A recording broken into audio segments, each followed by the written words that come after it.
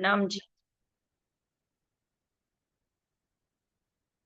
बोलिए श्री सद्गुरु महाराज की जय। बोलिए श्री धाम के धनी की जय। प्रणाम जी पूजा दीदी, आज आपको दिक्कत बहुत अच्छा लग रहा है। बहुत अच्छा लग रहा है। रजी करे आप और जल्दी स्वस्थ हो। हाँ, आपका माइक बंद है तो सुनाई नहीं दे रहा।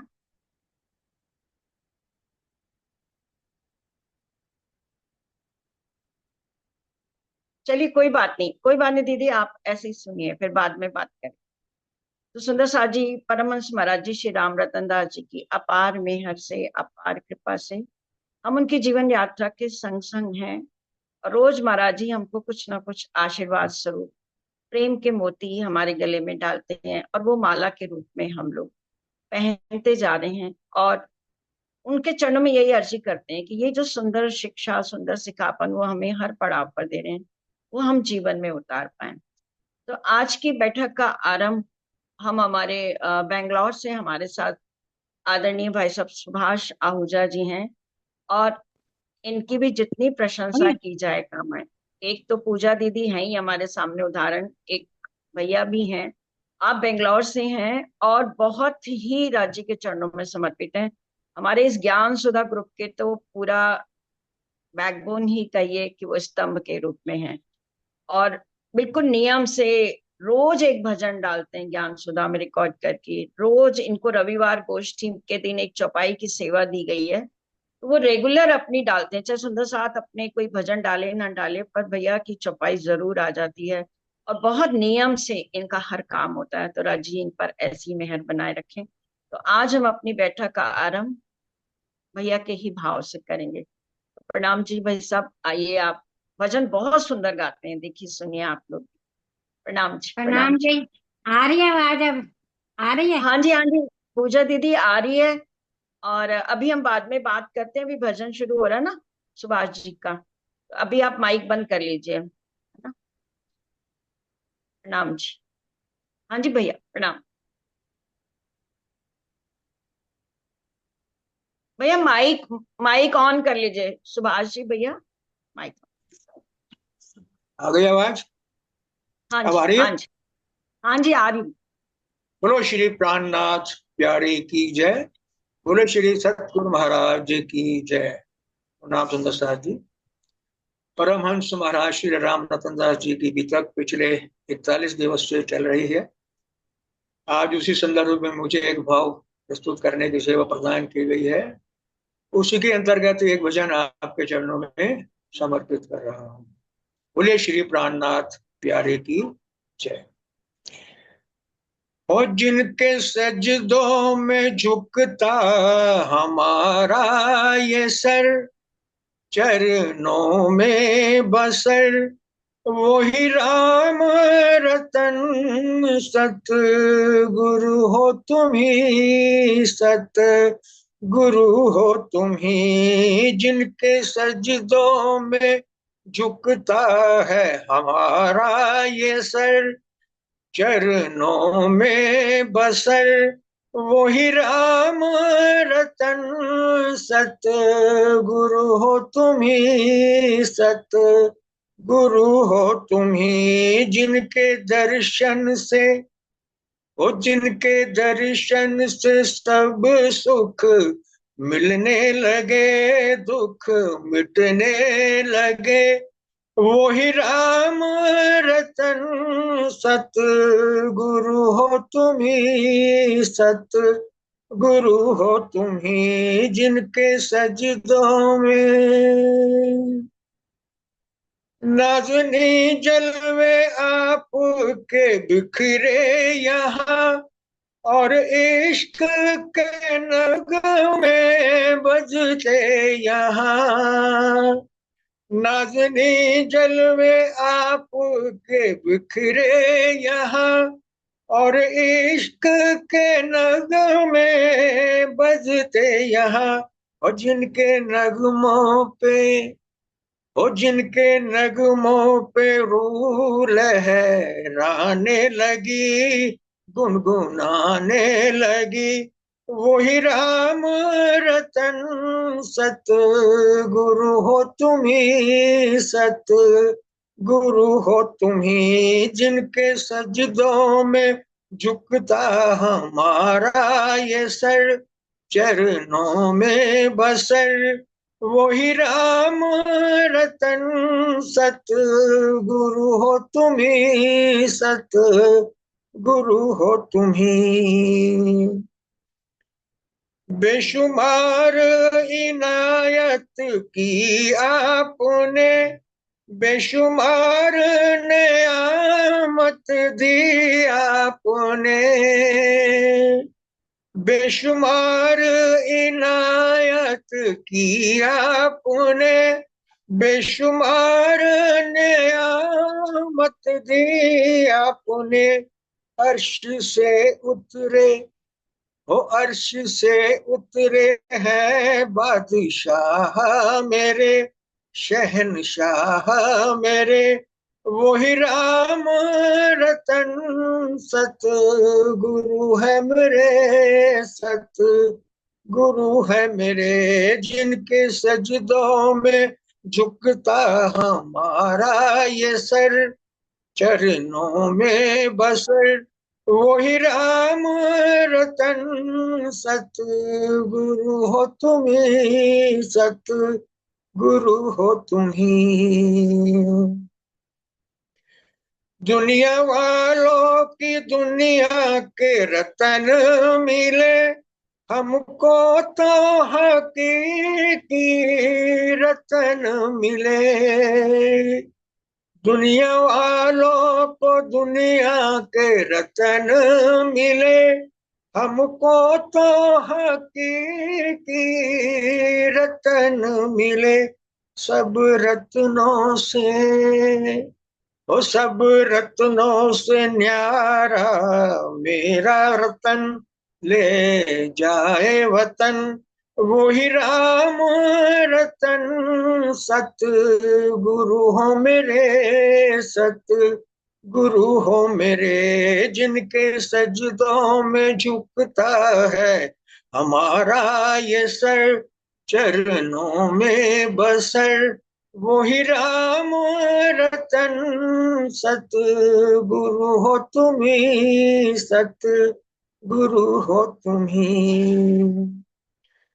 दुनिया वालों को दुनिया के रतन मिले, हमको तो हकीकी रतन मिले। दुनिया वालों को दुनिया के रतन मिले, हमको तो हकीकी रतन मिले। सब रत्नों से, सब रत्नों से न्यारा मेरा रतन, ले जाए वतन वही राम रतन। सत गुरु है मेरे, सत गुरु है मेरे, जिनके सजदों में झुकता हमारा ये सर, चरणों में बसर वही राम रतन। सत गुरु हो तुम ही, सत गुरु हो तुम ही, जिनके दर्शन से, और जिनके दर्शन से सब सुख मिलने लगे, दुख मिटने लगे वही राम रतन। सत गुरु हो तुम ही, सत गुरु हो तुम ही, जिनके चरणों में। बोलो श्री प्राणनाथ प्यारे की जय, बोलो श्री सतगुरु महाराज की जय। प्रणाम। प्रणाम जी भाई साहब, बहुत बहुत ही सुंदर और मधुर कंठ से भाव, और एक एक शब्द महाराज जी का बिल्कुल कितना सटीक दिल में उतरने वाला कि हकीकी रतन है जो हमें वतन ले जाते हैं। और मैं चाहूंगी कि हर हफ्ते आप हमारी इस जूम मीटिंग में छोटी से में जरूर आए, नेक्स्ट वीक भी। मैं आपको पहले से भी बता दूंगी, तो आपके भजनों का लाभ कुछ ऐसा हो गया, कितने दिन नहीं ले पाए, लेकिन अब हम लेंगे। अब जितने भी दिन हैं, अभी 15-20 दिन मुझे लगता है और चलेगी अभी भी तक, तो आपके भजन हम सुनते रहेंगे। आपका और पूजा जी का तो बहुत ही सुनने का मन करता है। तो सुंदर साथ जी, प्रणाम जी भैया। और अब हम प्रणाम। चलते हैं हमारी कामाक्षी के साथ। प्रणाम जी। कामाक्षी के साथ हम अपनी जीवन यात्रा महाराज जी के संग चलते हैं।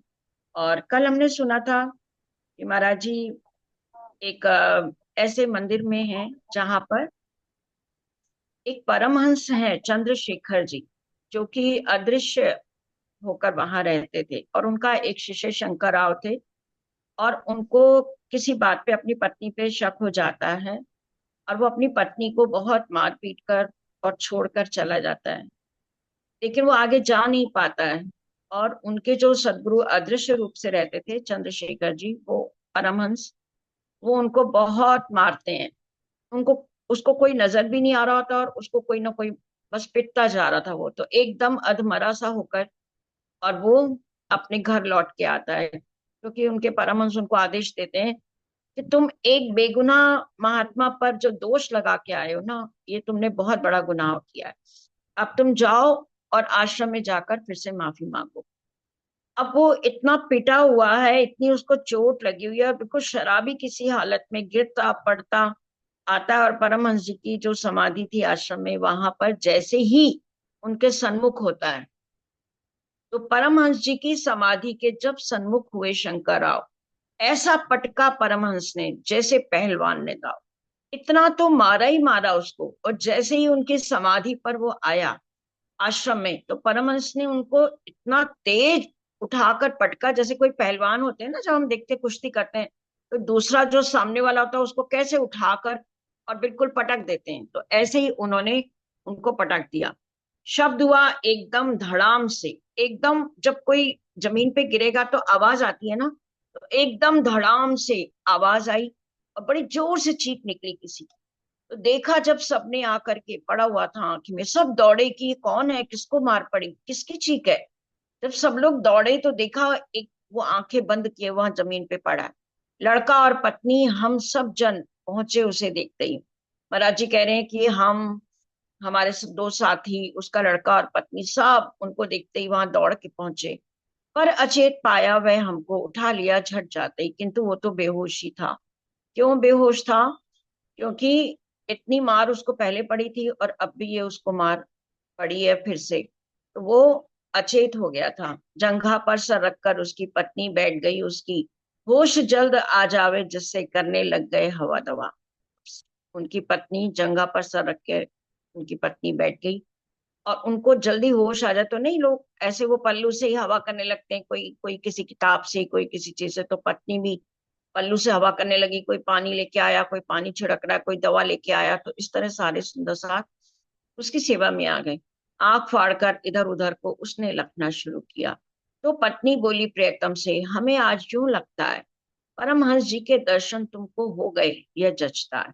अब पत्नी तो समझ ही गई थी कि इनको क्या हुआ है, क्योंकि वो जानती थी कि एक हफ्ता पहले ही इनको परमहंस जी ने निर्देश दिया था कि तुम यहीं बने रहना और अपना निर्द्वंद होकर सत्संग में लगे रहना, क्योंकि तुम्हारा बेटा बहुत बड़ा महात्मा बनने वाला है।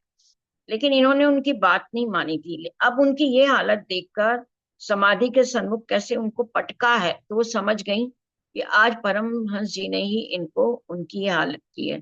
तो कह रही है, लग रहा है परमहंस जी के तुमको दर्शन हो गए, मुझे ऐसा लगता है। अब इतने पिटने के बाद वो उठेंगे और अपनी पत्नी और बच्चे से माफी मांगेंगे, और महाराज जी से भी माफी मांगेंगे, तब महाराज जी आगे चलेंगे। शंकर राव यह शब्द सुन करके बोले धीमे से स्वर में। अब स्वर तो कहाँ से तेजी आएगी, इतनी गलती उन्होंने इतनी बड़ी की, उसकी इतनी पिटाई हुई। तो ये सारी बातें सुनकर पत्नी के मुख से कि लगता है परमहंस जी ने आपको दर्शन दिए, तो बहुत धीमे से स्वर में बोलते हैं, दर्शन कैसे, बल्कि कहो ये मार लगाई है। हम कह रहे हैं दर्शन नहीं, ये समझो कितनी मुझे उन्होंने मार लगाई है। अब लड़के को पुकार कर बोलते हैं, अरे ओंकारेश, कहाँ हो तुम बेटा, कहाँ हो? अब लड़का बोला, पिताजी हम तो सन्मुख ही हैं, करो हुक्म, मैं तो आपके सामने ही हूँ। आप बताइए क्या करना है, आदेश दीजिए। बेटा अगर पैर में जूता हो तो मेरे आकर मार। अब इतना प्रायश्चित हो रहा, बेटे कह रहे, अरे बेटा, तेरे अगर जूता तूने पहना हो ना, तो उसको निकाल और मुझे मार। इसी योग्य है बाप तुम्हारा, मारो इसको बेख्तियार। और तुम्हारा ये पिता आज कह रहा है कि तुम मुझे जूते से मारो, क्योंकि मैं इसी लायक हूँ। हुक्म समझ इसको या सेवा, बेटा नीच बड़ा हूं मैं। बड़ी हानि पहुंची है मुझसे तुम लोगों के इज्जत में। अब वो कह रहे हैं या तो इसको हुक्म समझ लो या सेवा समझ लो, तुम मुझे मारो, क्योंकि मैं बहुत नीच हूँ, बहुत निकृष्ट हूँ, और तुम दोनों की इज्जत को मैंने बहुत हानि पहुंचाई है। लगा देखने पैर पत्नी के तेरे पे यदि जूता हो, तो तू ही कृपा कर इतनी मेरे सर पर मारो। अब बेटे को पहले कहा और फिर पत्नी को कहने लगे कि अगर, पत्नी की ओर देखकर कहते हैं, अगर तेरे पैर में जूता है तो तू भी इतनी कृपा कर मेरे सिर पे जूता मारो। मतलब इतना अब उनको ग्लानि अनुभव हो रही है। ऐसे बेटे को भी छोड़ गए थे, कैसे अपशब्द पत्नी को कहकर चले गए थे, पूरे आश्रम में उन दोनों की कितनी बेइज्जती करके चले गए थे। तो अब वो बिल्कुल उनको चरणों में लौट रहे हैं कि मेरे जैसा अधम नीच पाखंडी अन्य नहीं होगा, जितना काम किया नीचा उतना भुगतान नहीं होगा। अब खुद को अधम कह रहा है, पाखंडी कह रहा है, नीच कह रहा है कि मेरे जैसा पतित कहीं कोई नहीं होगा, तुम लोग मेरे को मारो, मैं जितना भी तुमसे माफी मांगू वो पूरा नहीं हो पाएगा। पश्चाताप करता रहा वह, घंटों बैठा इसी प्रकार, मुश्किल से उठकर आने को हुआ वहां से वो तैयार। अब सब लोग उसको उठा रहे हैं कि उठो, बहुत हो गया, बहुत तुम्हारा, तुमने भुगत लिया, चलो तुमने अगर गलती को मान लिया, बहुत हुआ, चलो उठो पानी वानी पियो। लेकिन वो उठा ही नहीं, बहुत बहुत मुश्किल से लोगों ने उसको वापस उठाया। जो कालिक सौगात मिली थी जब उसने वापस ले ली। देखिए, महाराज जी के दोस्तों ने उनको बोला था, उनके साथियों ने, कि महाराज जी इतना बड़ा आरोप हम पर लगा है, अब हमें आश्रम से चलना चाहिए। लेकिन उन्होंने कहा नहीं, जो दाग मेरे पे लगा है जब तक वो छूट नहीं जाएगा तब तक मैं यहाँ से नहीं जा सकता था। अब जो कालिक उसने पोती थी, जो उसने आरोप लगाया था, वो जब उसने सब वापस ले लिए, और किसी कर्मों पर अपनी, और किसी कमी पर अपनी माफी जब मांग ली, अपने कर्मों पर जब उसने पूरी माफी ले ली, तो देवगिरी और रामानंद से अब हम बोले हो जाओ तैयार। अब महाराज जी कह रहे हैं अब उसने माफी मांग ली, अपना आरोप भी वापस ले लिया, अब हमें यहाँ नहीं रुकना है, अब तैयार हो जाओ, अब अपनी पगडंडी पकड़ो, मंजिल पर हो लो असवार, अब चलो हम अपने रास्ते चलें। और ये अपने रास्ते, झोली कंबल उठा वहां से फिर हमने प्रस्थान किया, दरभंगा की ओर चलेंगे अपने हमने मन में ठान लिया। अब यहाँ से अपना झोली बोरी बिस्तरा उठा लिया तीनों ने और आगे की ओर बढ़ गए। अब उन्होंने ये सोचा दरभंगा की ओर चलेंगे। हम सब ने अपने मन में ठाना, शुक्रगुजार बहुत सदगुरु के, करी कृपा हम पर, इज्जत से चल दिए वहां से निज झोली लेकर। इतना सदगुरु का वो शुक्रिया कर रहे हैं कि कम से कम कोई कालिक लेकर वहां से नहीं जा रहे। ऐसे परमहंस के चरणों में उन्होंने बार बार प्रणाम किया कि जिन्होंने आकर उनकी इज्जत को ऐसे बचाया, और वो आरोप निराधार थे ही, लेकिन सबके मन में वो सिद्ध भी हो गए। तो अपने सदगुरु का भी बहुत शुक्रिया, और उन परमहंस के चरणों में भी बहुत सदगुरु के चरणों में बहुत शुक्रिया करके उनकी कृपा को गाते हुए महाराज जी कह रहे हैं हम अपनी झोली लेकर इज्जत से चल दिए। अभी तक क्या था, अगर वो परमहंस उसको नहीं ऐसा सजा देते, मारते नहीं, लाते, तो एक आरोप सा लग जाता। और लोग क्या है कि हमेशा लोग कहते हैं अरे कुछ तो होगा तभी तो ये बात हुई, कहते हैं ना कि लगी होगी तभी तो धुआं आया। तो लोग तो नहीं समझते किसी चीज को। तो यहाँ पर महाराज जी कह रहे हैं कि मेरे को बहुत सदगुरु की कृपा, मैं उनका बहुत शुक्रगुजार हूँ कि यहाँ मैं इज्जत से वापस चला।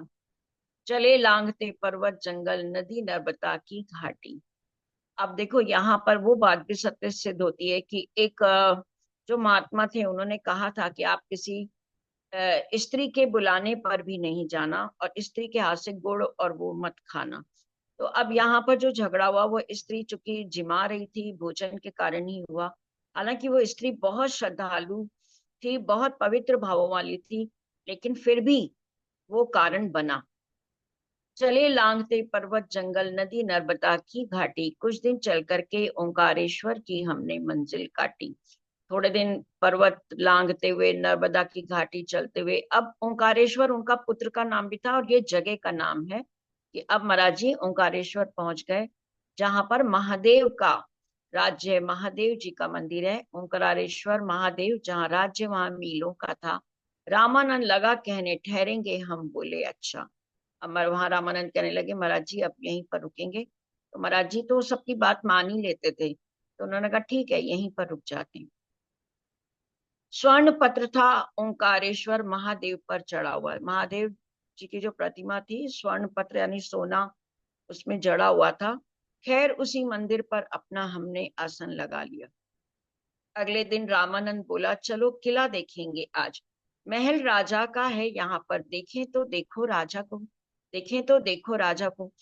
अब यहाँ रामानंद का ये मन में भाव आ गया कि अब हम इतनी बड़ी जगह पर आए हैं, यहाँ पर राजा का महल भी है, तो चलो जरा से राजा को तो देख कर आए, जिनके दर्शन वर्शन से कुछ हासिल होवे अपने को, कि एक तो दर्शन भी कराएं और क्या होगा, कुछ हमें मिल भी जाएगा, क्योंकि महात्माओं का हमेशा राजा लोग इज्जत करते हैं और दान दक्षिणा भी देते हैं। पत्थर से सर मारे से तो कुछ भी प्राप्त ना होवेगा, चेतन सत्ता के दर्शन से ही कुछ हासिल होएगा। महाराज जी ने पहले भी अपनी बेतक में ये बताया कि मंदिरों में जगह जगह ये गए, लेकिन मूर्तियों से कभी कुछ हासिल नहीं हुआ। तो अब महाराज जी यही कह रहे हैं कि ये महादेव जी की चाहे प्रतिमा है, चाहे उस पर सोना चढ़ा है, चाहे जो भी है, लेकिन इस प्रतिमा से तो हमें कुछ मिलने वाला नहीं है। चेतन सत्ता यानी जो चेतन राजा जो है यहाँ का, चेतन जो है जीवित व्यक्ति है, वो उसका दर्शन करे तो भले ही हमें कुछ हासिल हो जाए।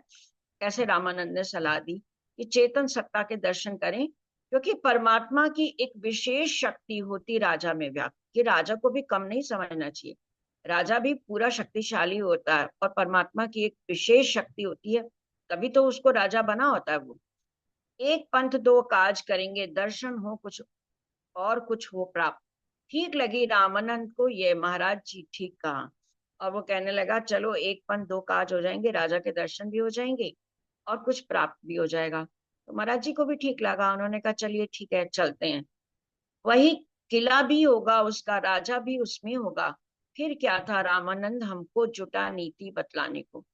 अब वहां पर ये मंत्रणा आप कर रहे हैं रामानंद जी की, देखो वो किला है, वहीं पे राजा भी होगा।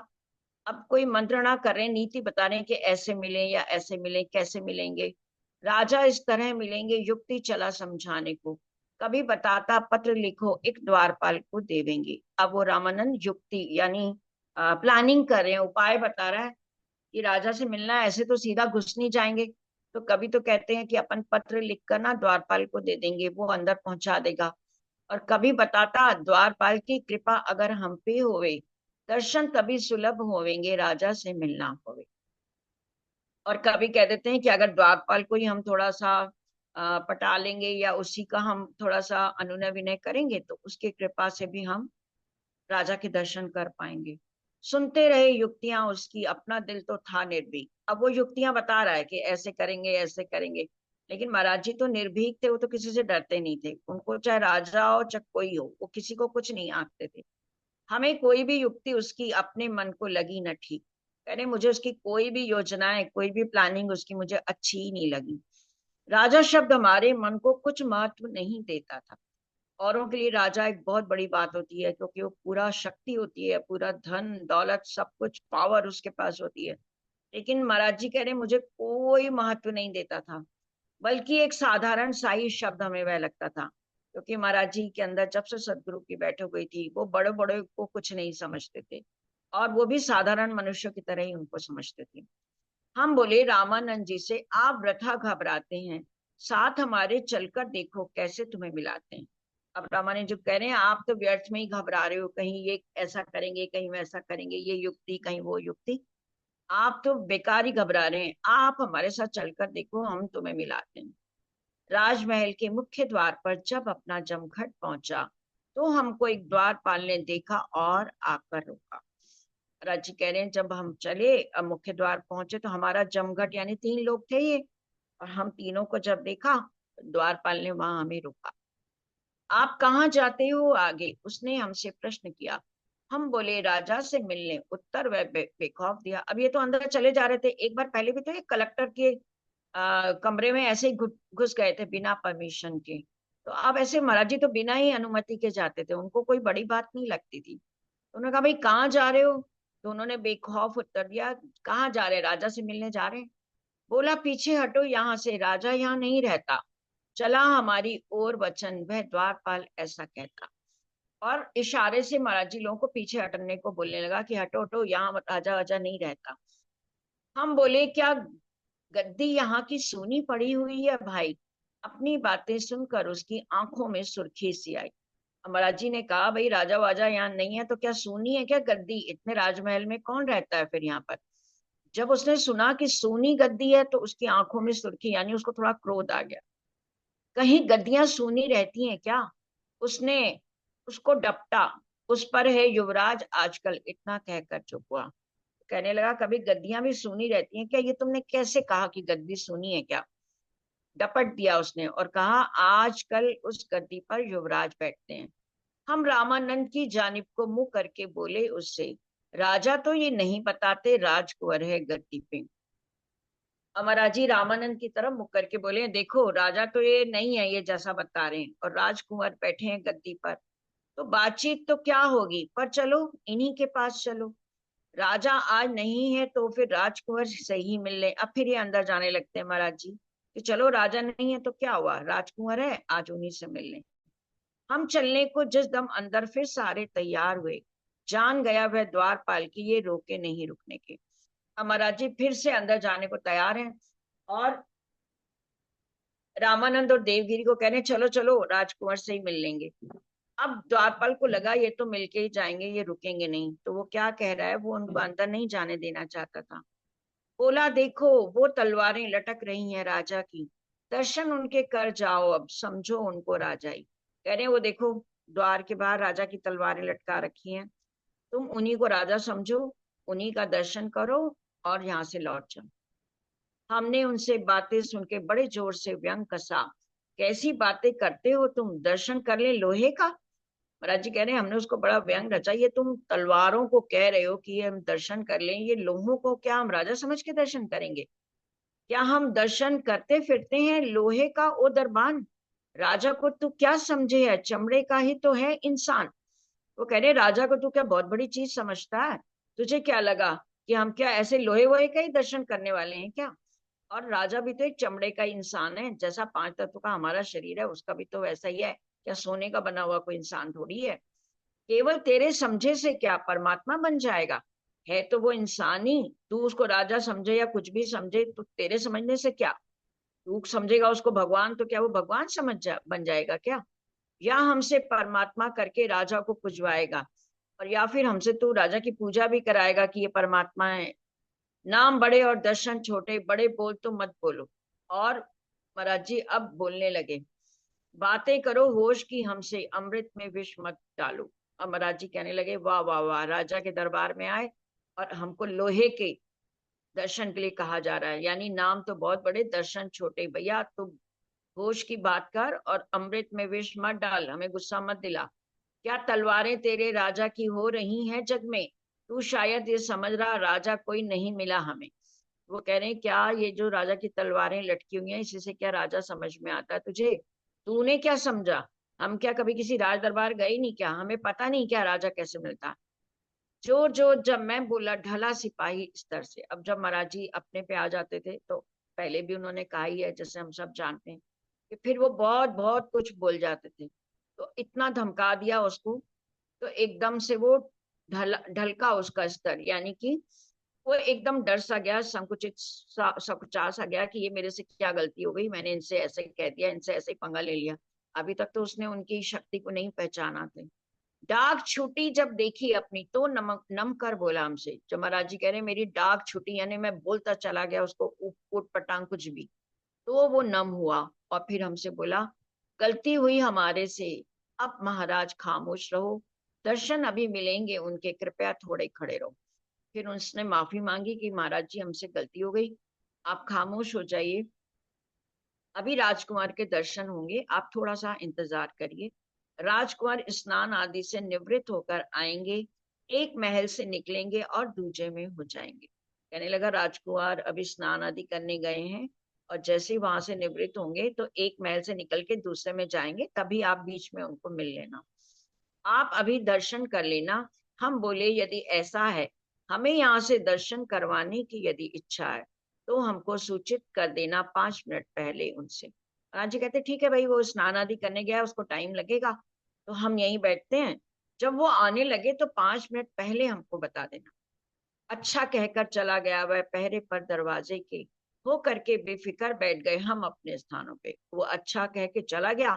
महाराज जी कहते हैं हम भी बेफिक्र होके भाई बैठ गए कि जैसे ही वो आएगा 5 मिनट पहले हमको बता देगा, सूचित कर ही देगा वह। हुआ भरोसा उस पर। जल्दी जल्दी धीमे स्वर में द्वारपाल बोला पश्चात, अरे खड़े हो, अरे खड़े हो, कहने लगा हमें इस भान। अब थोड़ी देर बीती तो एकदम धीरे धीरे स्वर में वो द्वारपाल इनको कहने लगा, अरे खड़े हो जाओ, अरे खड़े हो जाओ। पहले से सूचित नहीं किया उसने। अब जब वो राजकुमार आ गए हैं तो धीरे धीरे बोल रहा, अरे खड़े हो जाओ, अरे खड़े हो जाओ। हम उसका मुंह तकते रह गए, जाने अब क्या बकता है, जाने किस कारणवश हमको खड़ा यहाँ से करता है। अमराज जी समझ ही नहीं पाए कि ये हमको क्यों क्यों खड़ा होने की कह रहा है। अरे उसको कहना चाहिए ना कि राजकुमार आने वाले हैं, 2 मिनट पहले उसको बताना चाहिए था। और वो जब कह रहा है खड़े हो जाओ, खड़े हो रहे, महाराज जी कह रहे मैं समझ ही नहीं पाया कि मुझे खड़ा क्यों कर रहा है। राजकुंवर जिस द्वारे से बाहर को आने वाला था, हम लोगों का लक्ष्य एकदम द्वारपाल की ओर हुआ। अब जहां वो दरवाजे से राजकुंवर निकलने वाला था, महाराज जी कह रहे हैं हम लोगों ने उस तरफ अपना ध्यान किया। इतने में युवराज निकलकर जा भी घुसे अन्य घर में। अब वो द्वार निकले भी और फटाफट दूसरे घर में घुस भी गए युवराज। द्वारपाल अब क्या कहता है, हम थे इसी प्रतीक्षा में।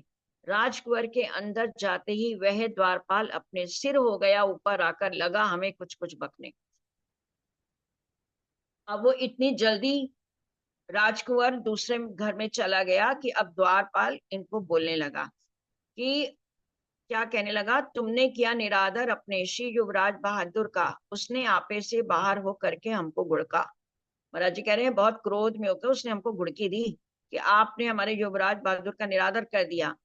क्यों नहीं खड़े हुए तुम, अपने संकेतों पर उत्तर दो। कहने लगा जब मैंने तुम्हें इशारा किया था खड़े हो जाओ, खड़े हो जाओ, तो तुम खड़े क्यों नहीं हुए, बताओ मुझे। जल्दी खड़े हो जाओ सब, क्या कहा नहीं हमने तुमको, क्या मैंने कहा नहीं था जल्दी से खड़े हो जाओ, खड़े हो जाओ।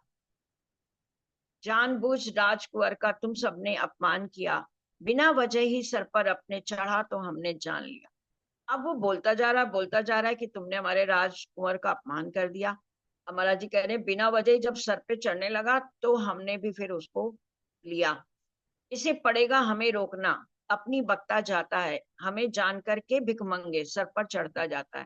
महाराज जी को भी अब गुस्सा आ गया कि ये बिना कारण, इसको तो हमने कहा था तो 5 मिनट पहले बताना, वो बताया नहीं और उल्टा से ये कह रहा है कि आपने अपमान कर दिया, अपमान कर दिया। कहने लगे अब इसको तो रोकना पड़ेगा, ये तो अपनी बके ही जा रहा है। क्या हम भिखमंगे हैं क्या, ये तो सर पर चढ़े जा रहा है। हम बोले खामोश रहो, अब कहा था सूचित कर देना, 5 मिनट पहले आने से हमें सूचना दे देना। अब महाराज जी ने जोर से बोल दिया, चुप हो जाओ, एकदम खामोश। हमने तुमसे पहले ही कहा था कि उनके आने से पहले हमें सूचना देना, तुमने हमने बताया क्यों नहीं, पहले इसका उत्तर दो। आदर कर दे या कि निरादर, कम से कम अजमाता तो। कह रहे पहले तू हमें बताता तो फिर देखता हम उनका आदर करते हैं कि उनका निरादर करते हैं। किंतु जानकर तैने अपने साथ धृष्टता की है ये, और हम ही को दोषी ठहराकर करता है अबे तबे। महाराज जी कह रहे हैं तूने जानबूझकर हमारे साथ ये धृष्टता की है और उल्टा हमको दोषी मानकर हमें अबे तबे कर रहा है, यानी कि उल्टा चोर कोतवाल को डांटे। रामानंद चलो, इस पागल के मुंह हरगिज मत लगना, जिसके द्वारपाल ऐसे हो उस राजा का क्या कहना। अब महाराज जी कह रहे हैं उठो उठो रामानंद चलो, ये पागल है और जिसका द्वारपाल ही ऐसा, उस राजा से भी हमें मिलके क्या करना, उसका राजा भी ऐसे ही होगा। हमने बेअदबी की है इस पागल के राजा के साथ।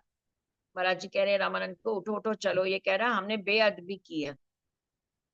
हम बाहर को चले जोर से कहकर उसको ऐसी बात। राजमहल से बाहर आकर हम एक पत्थर पर जा बैठे, द्वार कर्मचारी वे हमने छोड़ दिए ऐंठे ऐंठे। महाराज जी कह रहे हैं वो जो द्वार कर्मचारी ऐंठे ऐंठे से थे उनको भी हम खामोश करके बहुत सुना उना के रामानंद को कहा हमें तो दर्शन करने ही नहीं, चलो आओ। बाहर एक पत्थर पे जाके बैठ गए, हमने वो ऐंठे ऐंठे वाले कर्मचारियों को छोड़ दिया। अब राजकुंवर ने भी सुन ली थी अपनी द्वारपाल की बात, फौरन उसे बुलाया। उसने निकट, उन्होंने हाथों हाथ। अब जो राजकुंवर था ना, उसने भी ये बहस हो रही थी और द्वारपाल की जो बात हो रही थी उसने सुन लिया था। उसने द्वारपाल को हाथों हाथ तुरंत बुलाया और उससे कहा, किसकी आज्ञा से डांट रहा था महात्माओं को द्वारे पर, चाह रहा क्या धूल उछवाना कमबख्त हमारे पर। उसने उल्टा द्वारपाल को डांटा कि महात्मा हमारे द्वारे आए और किसकी आज्ञा से तू डांट रहा था, मैंने तुझको कहा था क्या, मैंने कोई आज्ञा दी क्या तुझको। और तू क्या हमारी बेइज्जती करवाना चाहता है कि राजमहल में ऐसा व्यवहार किया जाता है। जब बाहर आए हम तैने कैसे कहा खड़े हो जाओ? राजकुमार कह रहा है कि जब मैं नहाकर बाहर आया तो तूने उनको कैसे बोला खड़े हो जाओ, कैसे बोला? अरे किस कारण अपमान हुआ हम लोगों का, हमसे बतलाओ। मस्तक हमें झुकाना चाहिए या उनसे झुकवाएंगे? अब राजकुमार कह रहे हैं तुमने उनको कैसे कहा खड़े हो जाओ, खड़े हो जाओ? मस्तक हमें झुकाना है, तुम्हें हमें बताना चाहिए कि महात्मा लोग आए हैं, हमें उनके आगे शीश झुकाना चाहिए या वो हमारे आगे झुकाएंगे? हम सत्कार करें उनका या हम उनसे करवाएंगे? 5 मिनट पहले सूचित करने को जब वो तुमसे बोले तो तुमने उन लोगों को सूचित क्यों नहीं किया हौले? अब राजकुंवर ने उल्टा ही द्वारपाल को बहुत तेजी से डांट दिया, ये सारी गलती तुम्हारी है, और वो क्यों मेरे मस्तक टेकेंगे? मुझे उनको टेकना है। अपनी खता डांटता उनको, जाओ उन्हें आदर से ले आओ, वरना इसकी सजा मिलेगी, यह भी बात समझते जाओ। और तुरंत द्वारपाल को भेजा डांट कर कि जाओ उन महात्माओं को अंदर लेकर आओ, इतना हमने बल्कि उनका अपमान किया है, हमारे द्वारे पर उनका अपमान हुआ है, लेके आओ नहीं तो तुम्हें सजा मिलेगी, तुम ये बात समझते जाओ। अब तो वो डरा द्वारपाल। द्वारपाल भागा हुआ अपने पास पहुंचा, वहीं उस ठौर आपस में बातें हम तीनों कर रहे बैठे जिस द्वार। अमरा जी कह रहे हैं जहां पत्थर पे बैठ के बाहर दरवाजे पर हम लोग तीनों बात कर रहे थे, अब द्वारपाल भागा भागा आया। आते ही बोला वह हमसे, अजी महात्मा जी तुमको राजकुंवर ने याद किया है, बुला रहे हैं तीनों। अरे अरे अरे महाराज जी आइए आइए महात्मा जी, आप तीनों को राजकुमार ने याद किया, बुला रहे हैं आपको।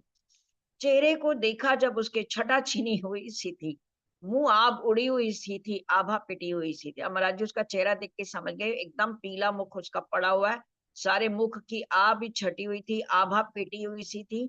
तो हमने समझ लिया कि बोले गई हमारी मौज, कि मैंने जो ऊंचा ऊंचा बोल लिया तो वो राजकुमार ने सुन लिया। महाराज जी कह रहे हैं मैं समझ गया कि अब हमारी बात वहां पहुंच गई, जिस राव में हम पहुंच गए थे, अब कार्तिक है गयास, अब ये ऊंट पहाड़ के नीचे आया। मैं जिस राव में बोल के आया था, मेरी जो डाक चली थी, अब वो राजकुमार ने सुन लिया और उस उल्टा इसको डांट पड़ी है। अब तेरा युवराज स्वयं लेने आवे तो भी नहीं जाए। अब महाराज जी भी कहते हैं जब तक तेरा युवराज खुद लेने नहीं आएगा हम भी नहीं जाएंगे। क्यों बेअदबों में जाकर के अपनी बेअदबी करवाएंगे? क्यों हम ऐसे, भाई तुम तो हमको बेअदब कह रहे हो, तो हम क्यों बेअदबों में जाकर, हम बेअदब लोग जाके और अपनी बेइज्जती कराएं? ना हम उसकी कोई रियाया, हमें ना जाना जाओ कहीं। वो कह रहे मैं उसकी कोई रियासत नहीं हूँ, उसने मुझे खरीद नहीं रखा, मैं जाओ नहीं चाहता। अब सुंदर साथ जी आगे की चर्चा हम कल सुनेंगे, कैसे ही वो लोग मना के महाराज जी को ले जाएंगे, और महाराज जी जाएंगे या नहीं जाएंगे, वो अपनी मौज में रहेंगे, उसको हम कल महाराज जी की मुखारबिन से सुनेंगे। बोले श्री प्राणनाथ प्यारी जय, बोले श्री सतगुरु महाराज, प्रणाम।